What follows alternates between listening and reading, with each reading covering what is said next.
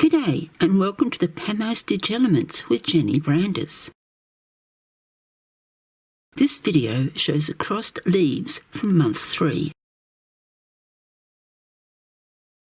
First we're going to work the incoming pins in half stitch down the left side to the foot side. Anchor the ground rows with the foot side with cloth stitch pin cloth stitch before working the foot side to the pin below the pivot pin. Repeat the half stitch row and foot side on the right.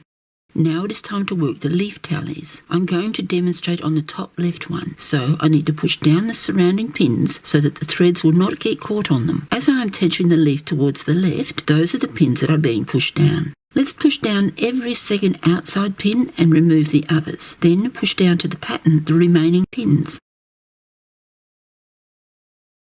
Move the right pairs aside and secure them up and out of the way. Draw down the 2 pairs for the first leaf and work a whole stitch, cross, twist, to start it off. Work the leaf tallies in your normal style if you wish. I am using pins in the leaf as I am still mastering the element. This pin is my finest so that I can be sure that it won't leave a hole. Place it at the tip of where you want the leaf to start. Because we worked the leaf tally longer than the required length, I will work down to this row for the top 2 and the next row down for the other 2. Shorten the 3 non-weaving threads. Take the weaver thread over and under the left bobbin twice, as this gives me a smoother edge. Over the centre bobbin, then under and over the right bobbin twice. Under the centre bobbin to return it to its start point. With your non-dominant hand, separate and hold down the 3 non-weaver bobbins. Tension the weaver thread to draw the woven section up to the pin. Sounds easy? This is what actually took place.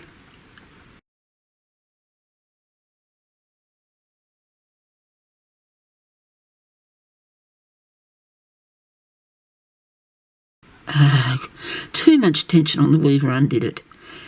Let's just get the second round done and tension both of them to the tip.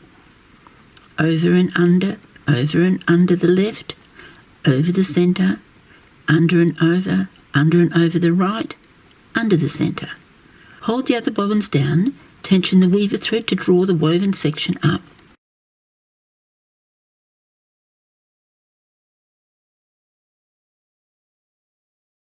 Repeat the weave and tension over and under the left twice, over the centre, under and over the right twice, under the centre and tension.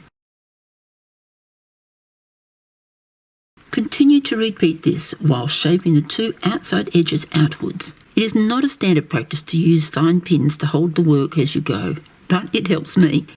Insert a pin up between the weaver and the centre bobbin, slightly higher than where the weave is to help with the tension. Continue working the leaf tally, moving the pin down as you go. I will speed it up for you and slow it down again when narrowing at the end. Narrow the tip by not holding the edge threads so far apart as you work towards the tip. Put up the pin between the 2 pairs to where the leaf tally is to end. Note that there is a distinct bow effect to the leaf at the moment. Tension the non-weave threads until the leaf lays flat. You will notice that the risk of internal pinholes has completely gone. I have tied a knot to be sure that the leaf tip doesn't come undone. Lay the leaf aside while you work the other 3 leaves. Work the 3 remaining leaf tallies. Using the top left leaf, cross over the leaf to the right and under the second right leaf. Lay the working leaf aside. Working with the other left leaf, move it under the next leaf and over the second. Make sure that each of the outgoing pairs have a twist on them and work down the row from the corner with half stitch, pin, half stitch. And there you have the cross leaves element.